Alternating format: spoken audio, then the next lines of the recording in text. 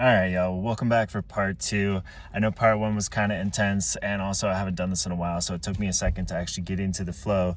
Plus,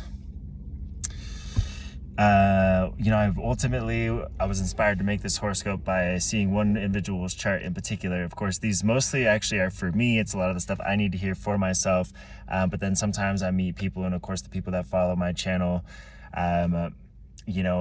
are kindred spirits, right? Like, there's nothing in my life that happens by accident. There's no people that come into my life by accident. So I met this individual and I saw their chart and I was like, whoa, this person, is on this journey. So let me try and help them out and help myself out, and also on top of that, as much as I've tried to leave this work behind so many times, it's just part of my homework this life. I got a 12th house sun. I'm on the staff, and this isn't how I make my living, and it's not meant to be, but it's still something that I have to do. And so that ultimately, though, is why you can trust me, because I'm going to keep it way more raw and way more intense and way more real than basically like every other astrologer, with the possible exception of the Leo King, because ultimately, like, I'm not looking for anything from you. I don't do readings. So like everybody else, Molly McCord, fucking Kai Pacha, like all these people, like they're, Kai Pacha's a fucking G. I've got a reading from him. He'll change your life for sure. But like the horoscopes that they publish are driven by clicks, and all these fucking Gen Z quote unquote astrologers who are really more like wannabe influencers, that are giving you like the chat GPT horoscopes and stuff. But like all they're about is the clicks. They want bookings, they want follows. I don't care if you share this. I don't care if you follow it. I'm not available for readings, so don't even ask, right? But that's how you know that I'm bringing you like what I am feeling for the honest truth.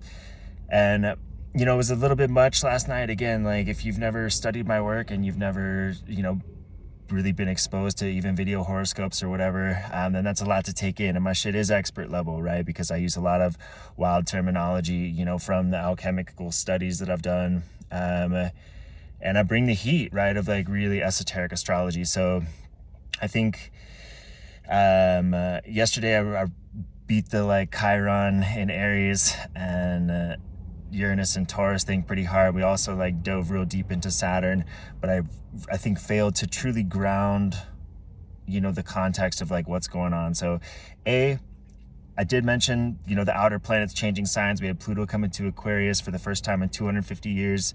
It went back and forth over that point, Capricorn, Aquarius, all of 2024. And then in November of 2024 came into Aquarius for good. It's going to be there for like at least 16 years, something like that. Neptune recently came into Aries, right? That happened earlier this year. That's a 168-year cycle. And then, of course, like I said, Uranus is going to be coming into Gemini later this year, in the early summer. And that is an 86-year cycle. But the thing that you need to be on the lookout for is the fact that when Pluto is now at the same place where it was during the Revolutionary War, Neptune is now at the same place that it was during the Civil War, and Uranus is returning to the same place it was during World War II. So, I mean, I don't know how more plain to say it, right? Like, we are heading into like high conflict configurations of like really intense energies being worked out in society and on the global level. And particularly with Neptune in Aries, that is like that's a war and conflict over like religion and like the conversations that Sag has is about like beliefs and ideas, and then the conversations that Pisces has is about like the true source of belief, the true source of spirituality. And so people go a little crazy, right? Because Pisces again is that totally non-rational energy, and when it comes into Aries, then people are really non-rational, and they want to have conflict over what they believe in and like what they identify as. I mean, we see that, right? They're just like now in India and fucking Pakistan, like the shit's kicking off, the conflict and stuff. And so that's what I'm trying to say is like, over the next few years, it's going to be really intense reality. And like, it's a lot of stuff that a lot of people have not ever lived through and haven't experienced, and a lot of the systems and just the way that we expect the world to be is just not going to be that same way anymore, which is why, I get so passionate and so fired up, because I'm trying to like help prepare people, and the people I'm trying to help prepare, are my tribe and my crew, because ultimately everybody is on this planet right now with a specific mission. Like, we were all incarnated here with a purpose, intentionally. We did it in groups, right? That's part of what Pluto rules. Pluto is the soul intention. It's the evolutionary soul intention. So it's like why you are here as a soul, to evolve. The shit that you're working on this life, the shit that you've been working on in the past lives, like so much of that is contained. The themes of your past life and like your future karma, so much contained in that Pluto archetype. And it's where the deep desires come from, the soul desires that drive your subconscious decision-making choices that move your evolution forward, right? And so ultimately, like, you know, the thing to realize is because Pluto's a 250-year cycle, it's a generational thing, right? So there's a whole cohort of people that come in and are born with Pluto in the same sign, and they share same karma, and they're here to do the same work together on the planet to like advance the whole situation, right? So there's like, you know, there's right now on the planet, you have the Pluto and Leo people, right? You have the Pluto and Virgo people, the Pluto and Libra people, the Pluto and Scorpio people, and the Pluto and Sag people, right? And these are the people that are like participating in society as adults. You know, we live in the world that's basically was built by the Pluto and Leo people, right? And I'm not going to get too much into the karma of like the different Pluto signs right now at the beginning of this video. We may cover that at the end, right? All the Pluto and Sag people are just coming of age. All the Pluto and Capricorn people were just being born.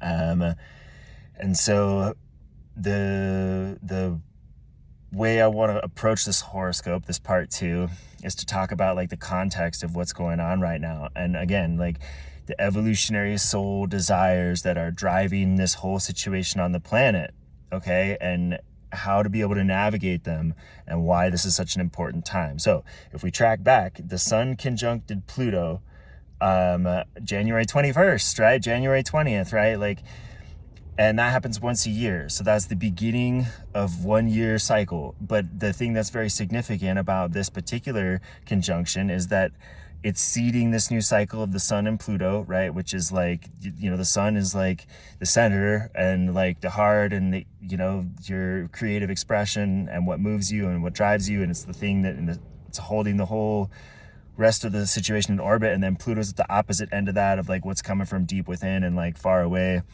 And so the dynamic between those is very intense, right? And it's that like push-pull dynamic, you know? And so what is going to happen this year, it's like, okay, we had the Pluto Sun conjunction on January 20th. During that time, Mars was retrograde, right? Jupiter was retrograde, Uranus was retrograde. And now this new moon that I've been talking about that's coming up on Sunday is going to be the first quarter square. It's going to have moved 90 degrees from that Pluto conjunction in Aquarius. The sun's conjunct Pluto. Now the sun's going to be in Taurus for the new moon, and it's going to be squaring that Pluto. And so it's 1/4 of the way through its cycle. And in that whole cycle to come, you know, we'll just start with the first quarter of what just happened. Like since that happened, since January 20th, okay, we've had Neptune come into Aries, which is, again, happens only once every 168 years. And it's a very rude awakening of all the ways that we've been delusional and the ways that we've been asleep. So some examples.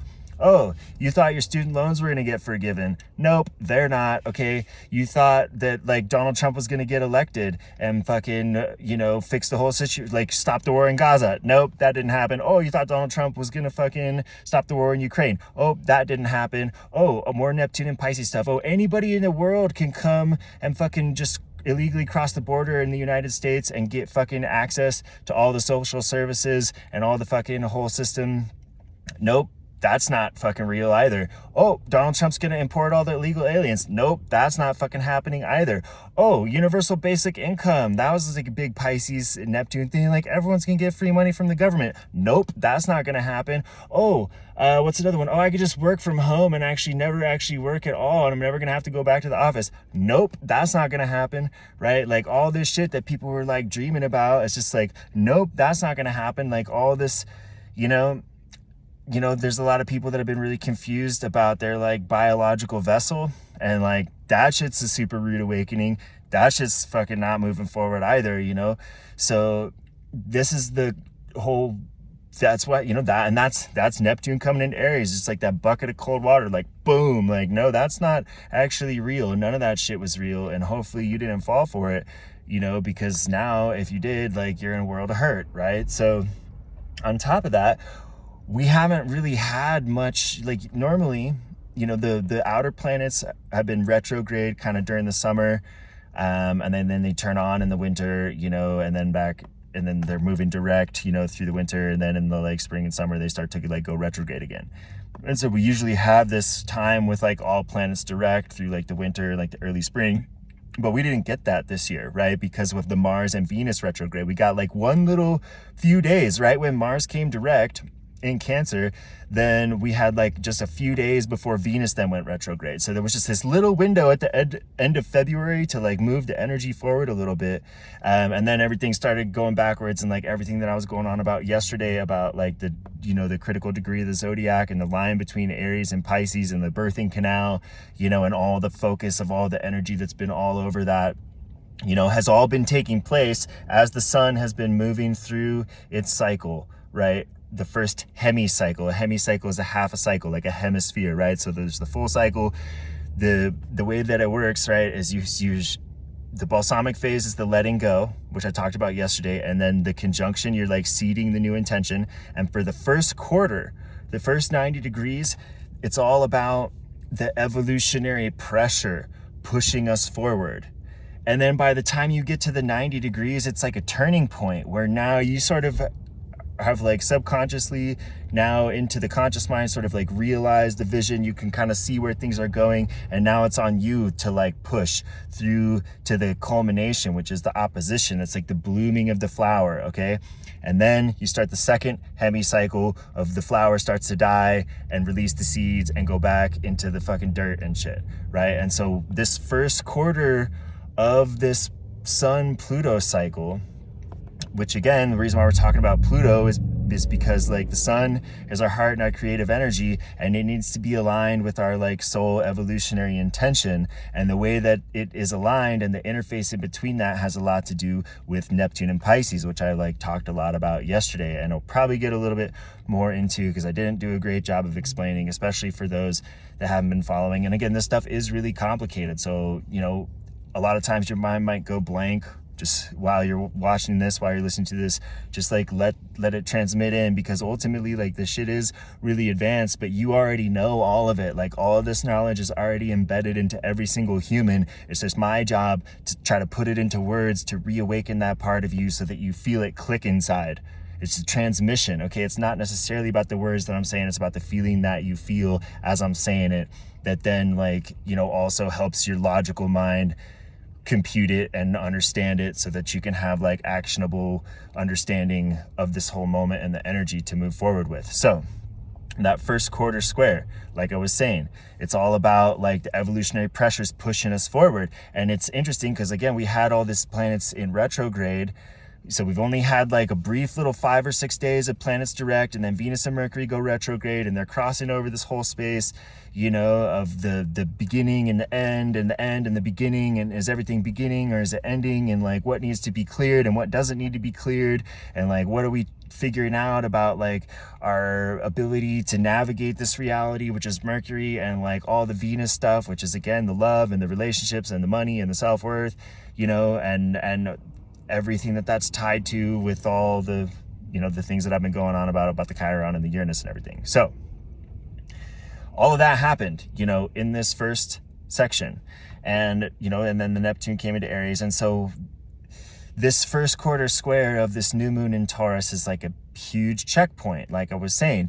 And yesterday we would have gotten a sign, because ultimately like the ways that Pluto works, right? Pluto rules Scorpio. It's at home in Scorpio, right? And so like, when you are resisting your evolutionary intention by holding on to your comfort zone and holding on to things that are actually preventing you from evolving, from preventing you from moving towards the destiny which you incarnated here to pursue, then Pluto works upon you through loss, abandonment, and betrayal, and like just those types of horrible things. If you are if you're kind of like, well, you're kind of moving towards it, but you're like dragging your feet a little bit, then it's more of like a feeling of stagnation, okay? Where it's like, I can't fucking stay in this job. I can't stay in this relationship. I can't be in this moment. Like Pluto's trying to push you before the traumatic thing happens to actually like get out there and do the thing, right? If you are actively pursuing your destiny in a more conscious way, right, then what Pluto is going to show up as is new mirrors, new partners, new relationships, right? And Pluto has such a relationship with Venus, right? If you think about the goddess's descent into the underworld, that's an archetypal journey, Inanna, right? But most people are more familiar with the story of Persephone and Hades, right? Like, and so, she gets kidnapped, right? Persephone gets kidnapped by, that's what they told her mom. Oh, she got kidnapped. Like, yeah, she didn't, really go with that dude. Like, he took her down there. Whatever, maybe he did, maybe he didn't, but ultimately she ended up becoming queen of the underworld. Like, oh, mom, I ate the pomegranate seeds. Like, was that bad? And so she goes back and forth and stuff. But the point is that Persephone, goddess energy, again, that's the self-worth and the money stuff that we were talking about. And the Pluto stuff, again, Pluto is all the like sex and death and transformation. And so Pluto brings new mirrors into your life. So once again, it's like if you're addicted or like holding on to the partnership that's not working, then Pluto can't bring in those new mirrors. And Pluto's trying to bring in the gifts. Uranus is trying to bring in the gifts. Neptune is trying to bring in the gifts. But that's the whole point, is like for Neptune to bring the gifts, you have to let go of being confused about your identity. Okay, for Pluto to bring the gifts, you have to let go of like all the stuff that is preventing you from like moving towards your evolutionary intention of your bigger purpose in the world and your broader vision and like your place in the community, right? And those partnerships, it's like, the partner that you've been waiting for is trying to get your attention, but you're too distracted. The job that you're trying to get, they have a rec out, but you're too distracted to apply for it or to pay attention to it or to go for it, right? And then like, Uranus again, they're trying to bring in the gifts, right? And this whole moment is about like the final test of like whether or not you are actually ready to receive. And you should be, and you need to be, because once again, like this is a huge moment of alignments that we have not ever seen before in thousands of years in the past, and you go thousands of years in the future and you will never see anything like what's been happening at this like 0 degrees of Aries and the 29 degrees of Pisces, and all this energy being concentrated there, right? And this is that checkpoint of like, are you ready to be birthed into the new world? Are you ready to like show up for it and do all the things, right? So this first quarter square is where we have to then take ownership over that process. And that's what this new moon represents, is like, okay, we have to now really move into this new world, like fully committed, right? Aries is all about full commitment. Aries is about, let's get it on. It's not really concerned about winning or losing or strategy. It's just like, yo, let's just fucking do the thing, right? If you talk to people that do extreme sports, they will tell you, like, it's all about, you have to fully commit, dude. When you go to throw that like triple backflip, like 1080 or some fucking crazy number of degrees turns and like grabbing onto all different anatomy, and you're like 100 feet in the air, like if you hesitate even for a second, you will wreck yourself so bad, right? And that's what this energy is of like Pisces, Neptune coming into Aries. Like you have to go for it, full send, full commit, and it needs to be fully aligned in every single way. Otherwise, you're gonna get wrecked, right? So it's again, and if you're even more aligned, so again, Pluto, if you're fucking up, it's gonna be loss, abandonment, betrayal. If you're like, okay, you need an extra shove, but you're kind of dragging your feet, then it's like the feelings of stagnation. If you're doing your homework, right, then, but you're like, you're still like, maybe you're doing it more than half-assed, but you're only shooting for like B's. That's when, okay, you're going to get new mirrors though, new teachers. It's still going to be good, right? It's like new mirrors, new teachers, new energies coming into your life because you're still projecting a little bit. When you're fully embodying your evolutionary process, that's when the latent talents, skills, and abilities will emerge from within you, right? The new talents and new skills and new abilities that Uranus is trying and been teaching you to try and find within, right? Pluto delivers those because Uranus and Pluto work well together. When you fully embody and you are not afraid to do the hard things and make the difficult choices. And yes, it hurts, right? The moon's going to cover Chiron and Aries, very painful. And the more of shit that you haven't been doing that you need to be doing, like the more painful it is. But this is that last opportunity to rip the Band-Aid off fully, right? To fully just like rip it off. You just have to in this moment. You got to rip it off, right? And so the other thing is we don't get that much chance this year to actually like move the plates forward, because there's so much happening on the inside. There's so much reconfiguration taking place in the reality and fucking architecting of like the whole situation of the like way that society works and the way that we connect spiritually, and it's against this backdrop that's why everybody's going fucking crazy. Because like on the inside, like every single person in the world is going through this crazy internal freak out. All right. And that's what's resulting in like the mass freak out. And it's only going to escalate. It's only going to get more crazy. And so in order to stay grounded through that, you know, you got to be a calm in the storm. And the more that you're able to be the calm in your own storm and navigate your own reality and do your own homework, that's how you heal the collective. Because every little piece of chaos you take out of your life, you're taking out of the lives of the people around you. You're taking it out of the lives of the fucking whole collective. So every little bit of healing you bring yourself contributes to the healing of the planet, and it makes the passage just a little bit less intense and a little bit less difficult and a little bit less traumatic. Okay, so give that gift to your community, give that gift to your partner, your friends, your coworkers, everybody, of like handling your own business and fucking taking care of your own stuff, right?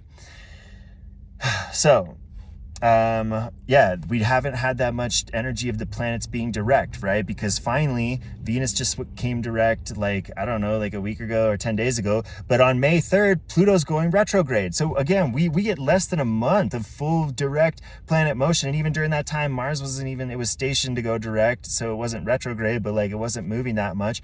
So we don't have that much time to push the envelope forward. You know, this is like that last, it's the last window. It's the last grace period, and there's not very much. So that's why it's so important to seize it and to plant the seeds. And of course, Saturn works slow and Uranus works unexpectedly, and Pluto takes his fucking sweet time, you know, or doesn't, just depending on how it feels, right? So like, so you can't expect the results right away, and you got to be prepared to be disappointed. But at the same point, like if you understand that you're moving in alignment with your path, then there is no disappointment, because you understand it's all part of the process of getting you where you need to be. And all you have to do is be along for the ride and sign up for it and stay on it, you know. And again, showing Saturn that you're committed, right? That you're fully committed. Showing Pluto that you're moving towards the evolutionary purpose that you incarnated here to do. Showing Uranus that you are not afraid to be a force for change, because otherwise you will be forcibly changed. Okay? And yes, we are moving into a chaotic reality. I'm not saying that like fucking nuclear holocaust is going to break out in like the next 6 weeks. Like that's not where I'm going with this. And I actually fucking hate, like really, I do not like all the fucking like Armageddon porn and like all the fear porn and all that kind of like stuff. But I am trying to like, you know, prepare people for how to navigate a world that they've never seen before, where a lot of the stuff that they might have been banking on, it's like, again, it's like all the people that were like, oh yeah, the 401ks are gonna like be my retirement, like, you know, it's like, fuck, dude. Or like crypto's gonna save, you know, make me a billionaire in 2025. It's like, you know, like, so this is where we get back to what I was trying to say about like the relationship of the body to the imagination to the like ego and the pseudo self. Okay, so Freud described this, you know, as a conflict between like the id and the ego, of the subconscious urges and like the societally conditioned identity. Jung ultimately, you know, he talked a lot about the archetypes, you know, which is again a subconscious function.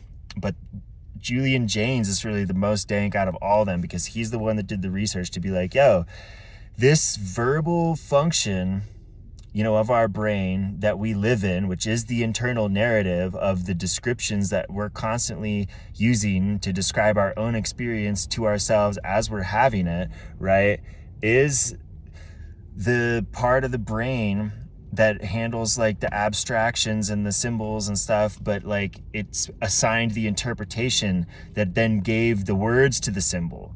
Okay, what I'm trying to say again is that before it was all imagination and instinct, okay? And then one of the things that makes humans special is our ability to like abstractly link things together so that we can pass information between each other. And so there's a function of our brain that started being like in charge of that. And that's where we get words from. Like each letter stands for like a sound and like several different ideas, whether like letter A is like a few different sounds, plus it kind of means first, or it kind of means beginning, and it's like, so the ways that all that can be layered is so useful and so handy, but we became so dependent on it. Okay, because ultimately the body is what faces the challenges of actually being alive. And the imagination works with the body to solve those challenges. So the imagination and the body are where like creativity and living come from. But the part of the brain that's responsible for doing the abstraction and like the assigning, again, the verbal descriptions of like all the symbols and all the fucking layers, it's like the, that's the Tower of Babel, right? That eventually it becomes dissociated from the imagination and particularly from the body. Dissociated from the body and the imagination is the problem, because now that part of our brain that lives in the words, those are the excerpts. That's not even the full reality. Like the full reality of what's coming in through your senses, you don't even perceive, because there's so much of your brain that subconsciously edits it before it even gets to your perceptual awareness. It's already been edited down and redacted. And then we take that edited, redacted portion and we say that that's all there is. We say that that's the entirety of reality. We say that's the entirety of experience. And then the verbal descriptions take the place of actually taking action. So instead of actually moving our body to do things and create things, instead we just tell the mental stories. Instead of having sex, you watch fucking porn, right? Instead of like doing, and instead of like engaging in your dreams and going for the things that you want to go for, you just sit around and fantasize about it. You watch television, you consume images of other people doing it instead of you doing it, right? And that's what I'm talking about. And you become so dissociated from your body, and then you it's just this whole toxic internal thing that starts to happen, where you begin to like this whole internal conflict between the internal narrative of the words that's like, no, I am the me, I am the thing that's living and creating. And it's like, no, the imagination and the body is the thing that's alive and creating. Okay. And so the conflict between those, right? That's what I'm talking about with like the Aries and the Pisces, and being able to get those realigned so that your imagination and your body, is in charge. And then the verbal descriptions and like the abstract reasoning and like that left brain function can be in service to the body and the imagination. And that is how we're going to be able to navigate this reality with ease and with grace and actually receive all these gifts. And instead of having like a crazy fucked up world befall us, even while everybody else is having the mass freak out, the people that are in tune with their imagination and their body and they're all fucking aligned and they're on their path, they're going to have the most transformative, most beautiful fucking experience. And it's not going to be easy, but it's not going to be like the fucking amount of suffering and confusion and pain that, is going to befall so many who are just kind of like caught in the dream state, or not even caught in the dream state, caught in the verbal narrative state, caught in the fucking dialogue, the internal dialogue and descriptions that we're constantly serving up to ourselves instead of experiencing reality as it actually is, right? Gosh, we're already back to 28 minutes. Okay. I think I'm going to leave it there. Thanks for watching, y'all. Oh, yeah. So the point is, right, is we get this last little grace period.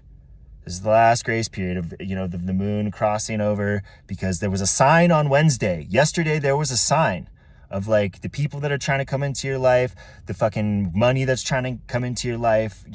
There's been a bunch of signs. And then today is the Venus and Saturn conjunction of like, okay, Saturn's like, are you ready, Venus? Are you ready to give birth to this new reality? Are you ready to do it? Are you ready to fucking show up for it? And then Venus is going to come into the 0 point on top of Neptune and be like, okay, here we go. Let's dream these new dreams, because Venus and Neptune get along really well. And Venus in Aries is the fucking warrior princess, okay? She's ready to fucking rock. And we got Mars in Leo, who's finally like, I'm in fire, I'm on power. But like Pluto is fucking presiding over this whole situation, right? Being like, yo, if it's not alignment with your soul intention, then like things will go badly, because it's, again, it's a fixed cross, because these are the 4 fixed signs which have to do with the physical reality and the signs of humanity and everything: the lion, the fucking scorpion / eagle, the human, and the fucking bull. All right, these are the strongest energies. The fixed cross is what composes our physical reality, and it's either like X marks the spot, Where you're gonna get the fucking treasure, or you're about to get nailed to that bitch and fucking get crucified on this cross of matter. So like, you get to choose over these next few days which it's gonna be, you know, and all you have to do is make it fucking that commitment and follow through and take action. You know, you don't have to win it all in a day, but you do need to be able to be whatever necessary to be in tune with your inner voice, and you have to listen to it. So like, be very, very careful if you're spending time around people who are fucking not in alignment. If you're getting into fucking escapism and you're gonna go get high or go get drunk and go get fucked up instead of like doing what you need to do, like, that is so dangerous. You know what I'm saying? Do not be going into escapist patterns. Do not be going into projections. Do not be trying to blame other people for your stuff. Do not be trying to fucking like do anything but take accountability for who you are and your creative process, and just know in your heart that you got this, all right? And that you're about to reveal the most immense treasure that you could never have ever imagined will be delivered to you if you show up for it. Good looks, fam. Much love to you all. Peace.